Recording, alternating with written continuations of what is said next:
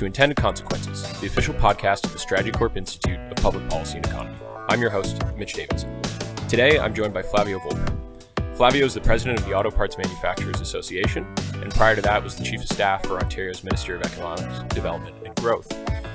You may have seen Flavio recently on Twitter, television, or on the radio, as he's been critical in helping his members, auto parts manufacturers across the province, retool their supply lines and their assembly lines into making COVID-19 supplies for government and for healthcare, things like ventilators that are in desperate need.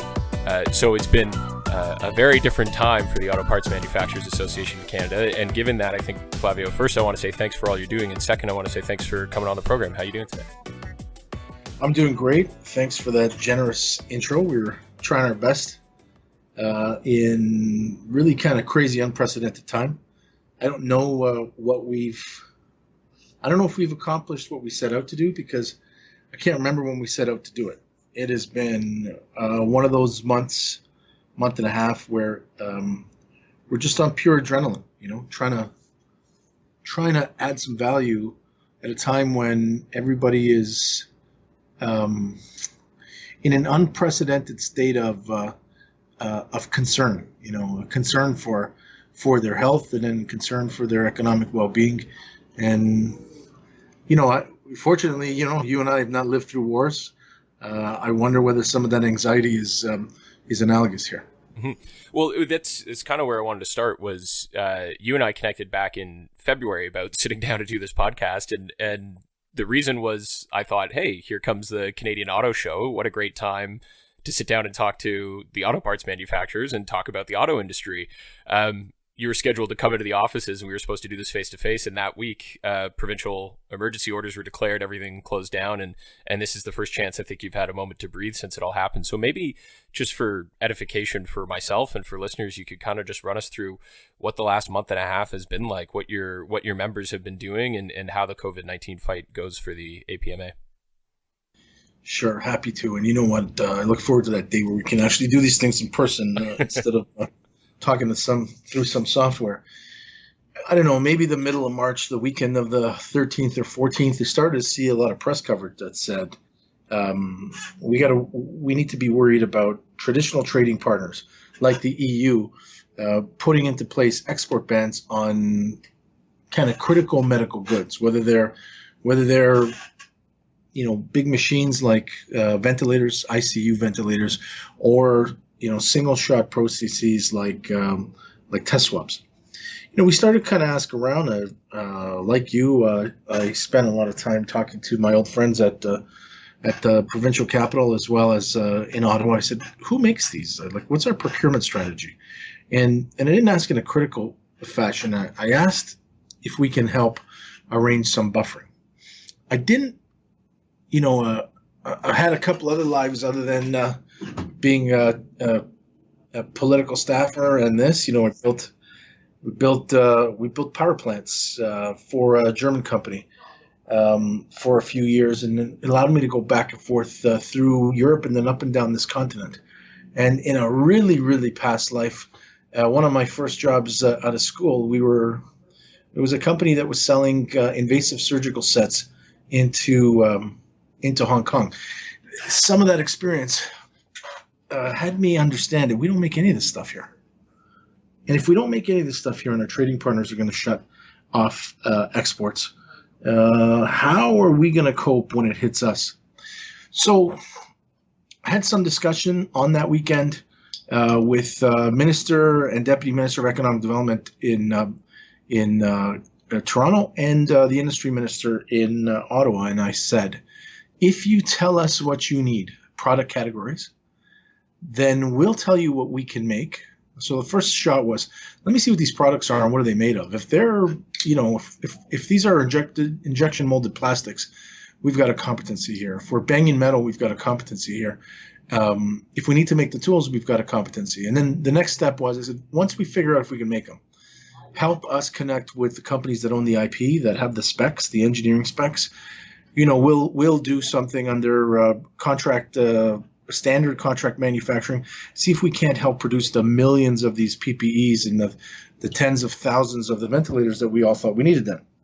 And we put that public call out to action on the week of the 15th, 16th of March. Within the week, I was talking to 15, 16 companies that are companies that said, look, we've got space. Look, we're making cars right now, but we've got space. We can help. Give us a sense of, give us the specs and we'll let you know. And give us a sense of how, who the customer is and what's the procurement like. If we're delivering it, if Procurement Canada is picking up 1 million of something, that's one thing. If we have to distribute to all the hospitals across the country, it's another thing. This kind of spiraled into a point where, spiraled's not the word, snowballed is the word. In a couple of weeks, I had 165 companies with their hand up. That we narrowed down to 77 that after they had done their due diligence, said with certainty they could make X. And of those 77, now 25 are in production on ventilator or ventilator parts, surgical masks, face shields, test swabs, and gowns.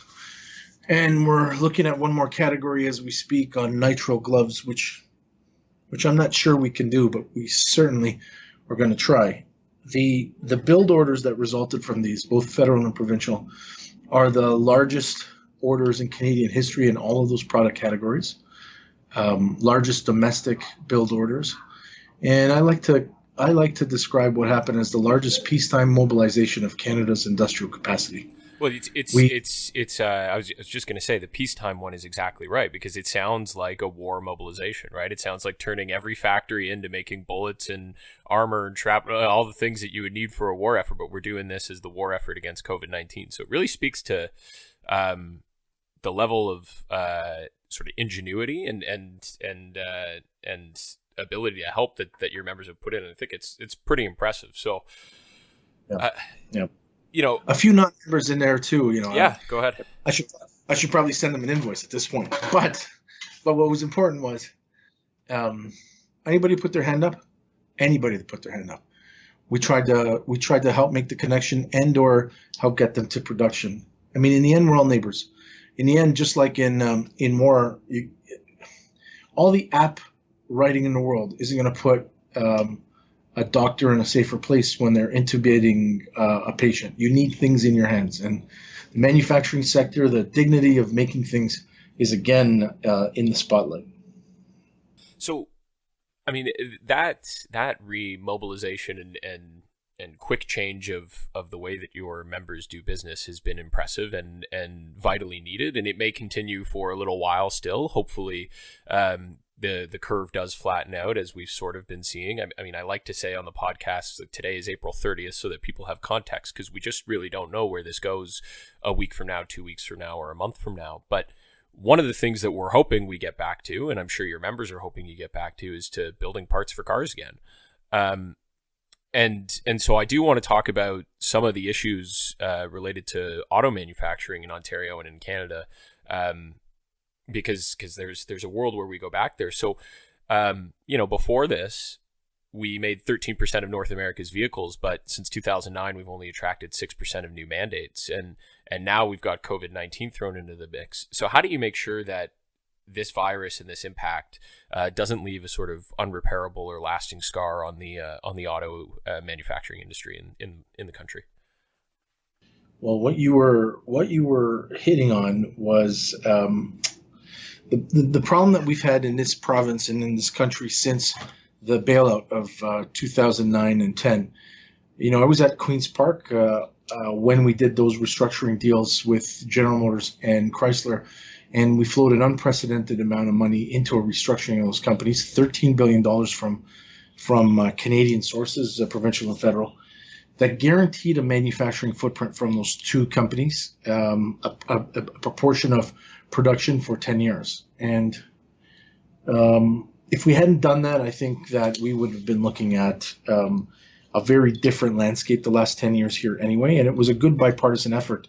The Conservative government in Ottawa and the Liberal government in Queen's Park both saw the absolute value in keeping this industry in the game in Central Canada. Now, in that time, I remember the term auto fatigue. there were lots of new investment opportunities that showed up at our door. Volkswagen, Audi, Nissan, some Ford expansions, Jaguar Land Rover, Volvo, and both levels of government, both parties. Everybody who was in public administration said, "God, we wrote a check for $13 billion," and we're actually the first ones to sign up to bail out those two companies, and didn't want to hear about any other opportunities. And in fairness, I understood it. The problem is that the Mexicans, the Mexican states and the Mexican federal government really worked hard to pick up where we left off. And so did the U.S. Southeast. And so 10 years ago, 12 years ago, where the Mexicans might have been making 1.7 million cars a year, they're at 4 million now because of those investments. This business is like a lot of other business. It's a cluster business. It's a momentum business. Look, my last 5 competitors ended up in Mexico or the U.S. Southeast. There must be something to it. Our site selectors start with those states. Ontario, Michigan, that's the Rust Belt. Forget it. That's yesterday's business. And so it wasn't until the election of Donald Trump, with a lot of anti-Mexico sentiment, that started to turn on its ear. Now, it doesn't take away the threat of the U.S. Southeast, but the negotiations of the new NAFTA over the last couple of years, really the tone of it was a punitive lens on Mexico's manufacturing capacity. We think that the terms of the new USMCA that we spent 2 years negotiating has the negotiations stopped the bleeding.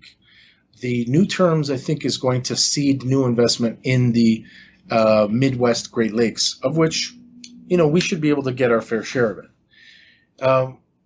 There is, within the new rules of the USMCA, there's a higher regional content regional value content required. So if you're going to make a car in any one of the 3 countries, instead of 62.5% of 29 parts categories having to be from one of the 3 countries for it to qualify, now 75% in double the categories. So if you're making parts anywhere in Canada or the US especially, you're going to do well. But here's what's important on the Mexico angle. There is a labor value content. Any car made in any of those 3 countries must be made in a facility where the average wage is $16 US. If it is not, then 40% of that car's content has to come from parts facilities that pay $16 US. What that does is it makes it increasingly difficult to expand in Mexico when the solution is US and Canadian part suppliers. You get more flexibility by picking up a location in the US or Canada. And I think taking Mexico out of the equation, and with the quality and skilled labor turnover in the US Southeast, we are, at least notionally, back in the game, back on the lips of site selectors, right, in a way that we haven't been since the bailouts. So I want to jump in there because we had David McNaughton, the former ambassador to the United States, on the podcast about 7 or 8 episodes ago, and he talked about how that $16 an hour idea was actually a Canadian concept that was brought to the table. So it's an interesting sort of behind the scenes perspective, but it shows that we're still fighting for the auto sector, and there is, as you said, some optimism about potential new mandates. What else do you think we have to do as a country or as a province to get people over that hump? So they're looking at us now again for the first time in a few years. How do we get them to say, yeah, okay, Ontario is where I'm going to make my investment, or Canada more generally is where I'm going to make my investment? Well, it seems like 100 years ago, but just over a year ago, the Trump administration did a tax reform package in the U.S., essentially deficit financing the present prosperity, which is all falling apart, of course, with COVID-19. But in that, they cut corporate taxes in the U.S. to a level that eliminated the advantage that we had in Ontario, for example, of doing these operations here. As well, they allowed for 100% capital amortization in 1 year.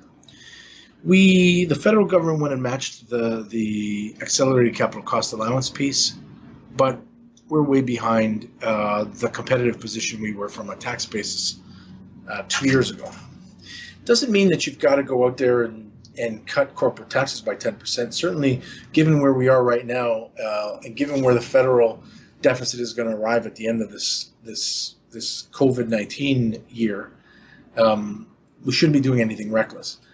But if we are serious about landing another OEM here or expanding the OEMs that we are here, we have to think about what those targeted packages are to those companies that address the 20-year operating advantage there is on the other side from a tax basis on the other side of the 49th parallel. We have, if you take the IT map of North America, we have the second biggest IT cluster in southwestern Ontario. It is a globally relevant cluster. It's second only to Silicon Valley. If we take the automotive manufacturing cluster map in North America, we've got that stretch in southwestern Ontario makes more cars than any subnational jurisdiction in North America. If you overlay the two, it's the only place if you overlay those two maps, it's the only place where they intersect. What's important to note there is the way that we approach IT investments from a public policy point of view is usually different than the way we do manufacturing assets. We turn around and say manufacturing assets, we say, show me your bricks and mortar, we'll secure grants and loans against it. Your R&D has to be commercialized in those facilities for product that's manufactured there. On the IT side, we say, let's create an environment where intellectual property flourishes, where theoretical research and development finds a home, and let's be thought leaders. Well, I think governments of both stripes at both levels have got to look at auto investments as IT investments and use some of those principles if they want to land future investments. The future investments are going to be vehicles that are connected, autonomous, alternative propulsion. They are going to be rolling data centers. Some, if not most of the value that they create will happen post-sale. As you imagine, you think about the phone that's in your pocket and all the data and all the information that passes through it that you generate and or you interact with. There's a finite amount of data that your phone will hold, and the rest is connected to the cloud. But your mobility is essentially limited to your feet and or what other transportation you jump on. If your car has more computing power than your phone and it's interacting with every living, moving, breathing, stationary, seen and unseen piece of landscape around it, mapping, weather, collecting data for behavior of other vehicles so that we could start to have artificial intelligence applications of traffic management. Well, the future of mobility and the future vehicle is much, much less a mechanical proposition as it is an information proposition. We can do that. We can think that way here. I'm the advocate for the guys who bang metal and melt plastics, and I'm talking like this. Can you imagine what the IT guys talk about? Well, I mean, I think that's one of the things, right? When I was reading up a bit on the organization, one of the stats that you guys have been using is something like, I think 60 of your 300 members are considered high-tech manufacturers. And I don't think that's an evident thing to most people. They have the conception you mentioned, right? Banging steel and melting plastic. So, you mentioned Southwestern Ontario. You've got the sort of autonomous vehicle innovation network. You've got Stratford that's doing all the testing for driving autonomous vehicles. That's the way forward. How important is it to put that picture out there for new OEMs and for mandates, just to say we are really at the front of technology in Ontario? Well, that really is the reason we do all those things. Those things are, I mean, there is a certain amount on those projects that are the objectives of those projects are important to to the teams that the companies that are partners on it. When we're demonstrating connected and autonomous vehicles technology on rolling platforms to OEMs, it's those technology suppliers that want that OEM business. But the reason that we do it, and I think the reason that the province and the federal government support us, it's a flag waving exercise. We're here. This is the difference of what we do here than what they do in Alabama. And I say Alabama, I could say Tennessee, I could say the Carolinas. There's a very healthy cluster of automotive manufacturer down there that's almost as big as the Great Lakes, but they don't do this stuff. They take orders. They make things at world-class quality and productivity, but there is no added value to it. Here, you see General Motors, much has been made of General Motors closing Oshawa, and certainly a simple Google search of my name and Oshawa, you could see what I said about that. But the company doesn't get enough credit for the hiring of 1,000 engineers here in Ontario, on the east end of Toronto, north end of Toronto, and in downtown Toronto, setting up essentially a center of excellence for autonomous connected drive.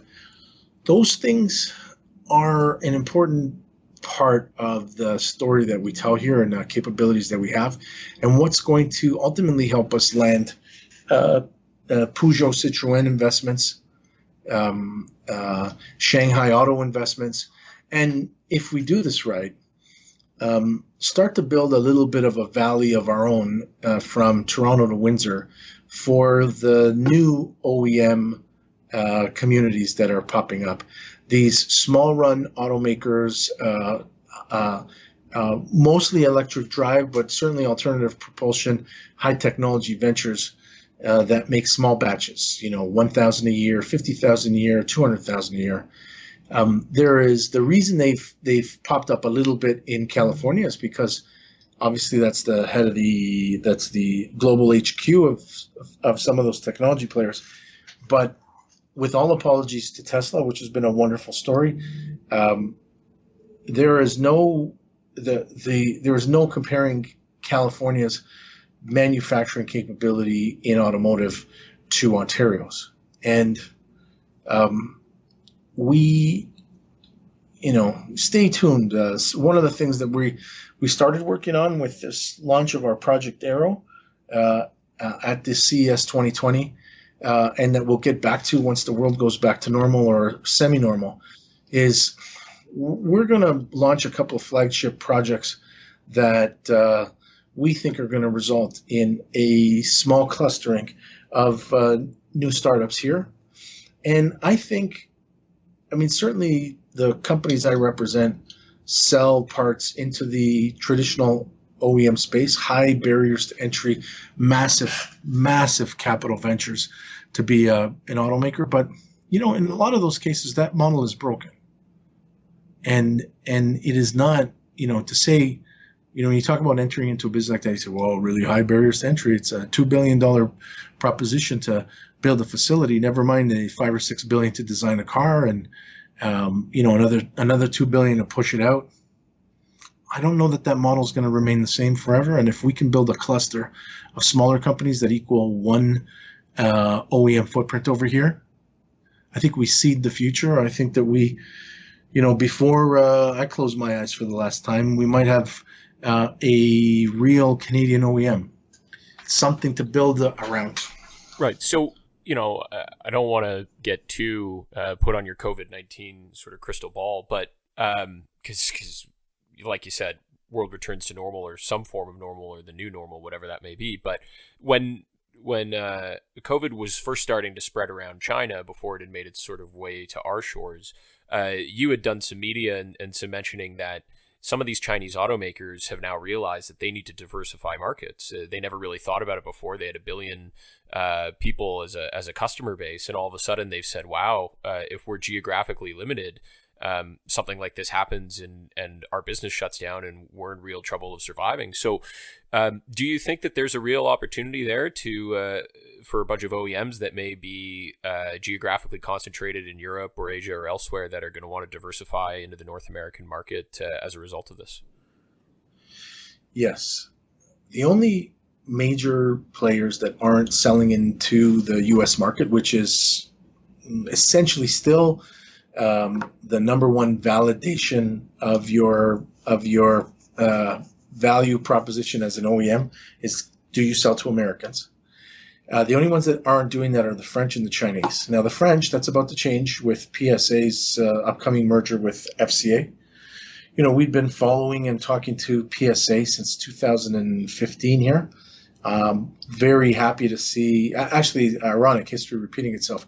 We had been talking to Fiat quite heavily about an investment in 2007, 2008.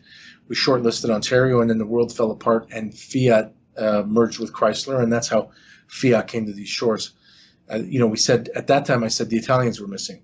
Well, here we are, the world's fallen apart, and the French are about to make a deal with that same Italian American company.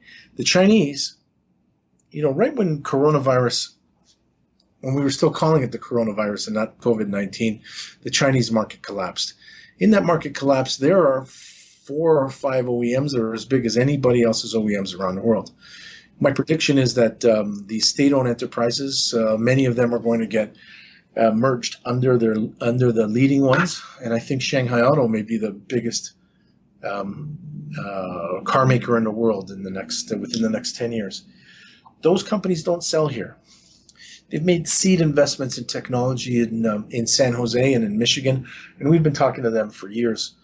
When their home market collapsed, they were the only ones who didn't have a potential outside market. I mean, at the time when the home market collapsed, none of us knew that the rest of the world was going to get shut down, but it gave them pause for thought for about 3 or 4 weeks.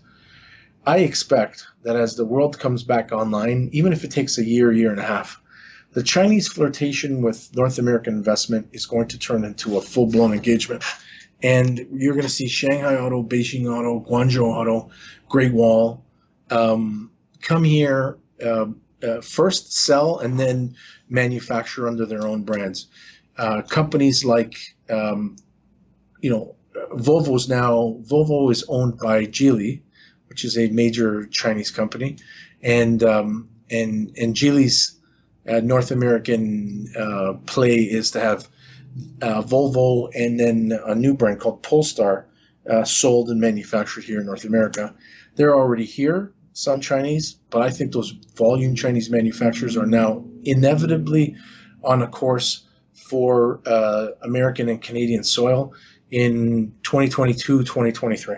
Right, and then combining that need to diversify with the technology that we have that you already mentioned off the top and the domestic content provisions in USMCA, it all kind of lines up for the first time in a while to make it an attractive proposition. So I think you're banging on the right drum there, and it's something that Ontario and Canadian policymakers, political staffers should be paying attention to and seeing if there's a way for them to help support those pushes and those drives. But one of the ways that you at the APMA are helping to make that pitch is Project Arrow, which you mentioned. So,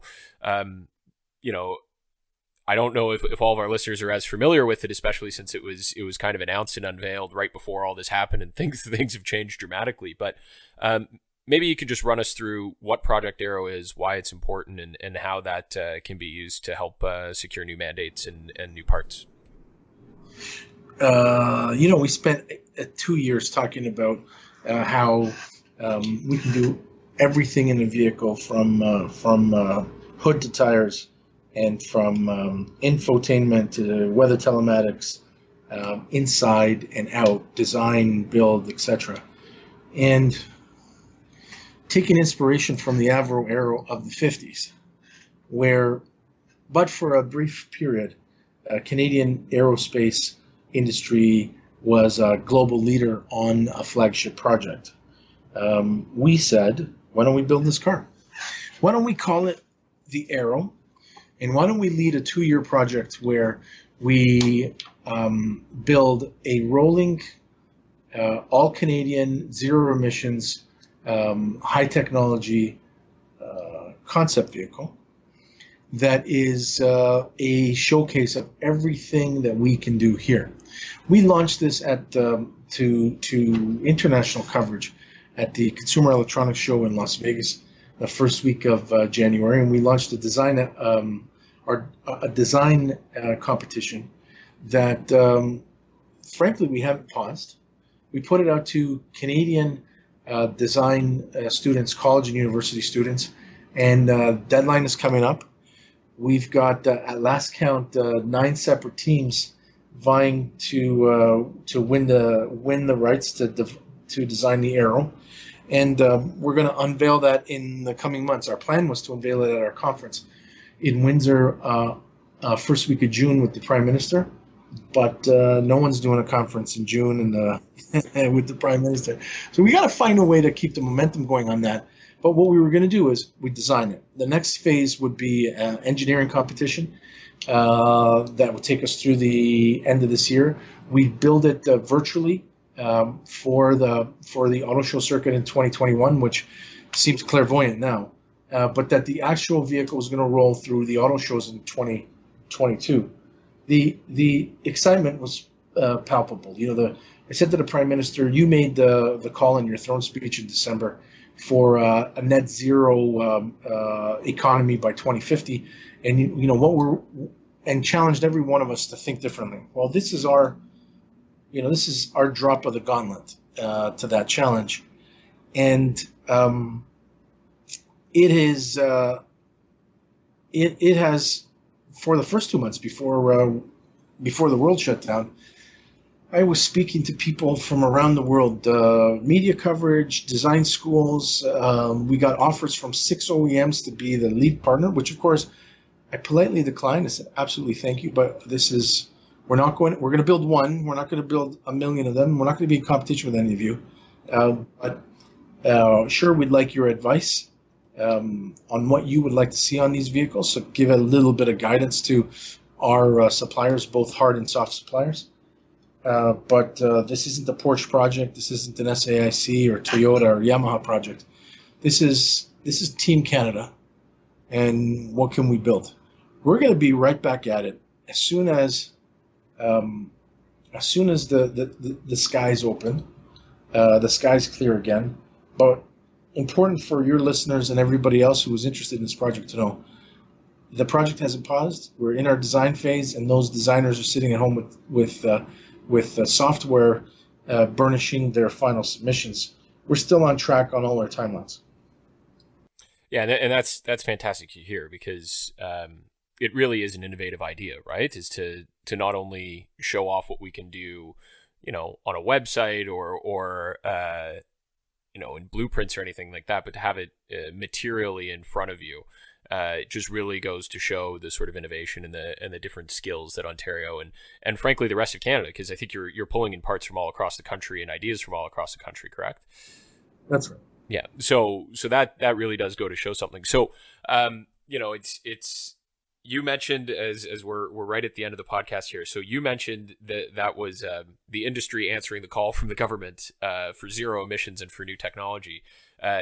You've also answered the call from the government for COVID-19 related personal protective equipment. So hopefully at some point, someone from the government gives you a call and urges you to take a day off and get a little bit of rest, because it seems to be the only way that you'll listen.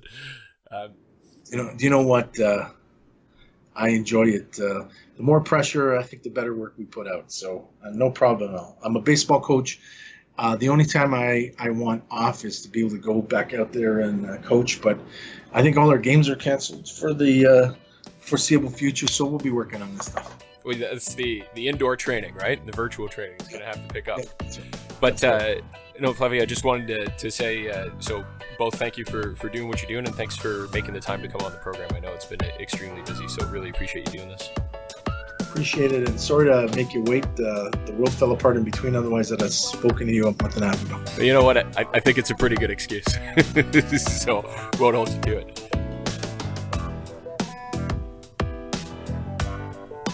Thank you for listening to Intended Consequences, the official podcast of the Strategy Corps Institute of Public Policy and Economy, produced by Sarah Bordeaux and myself.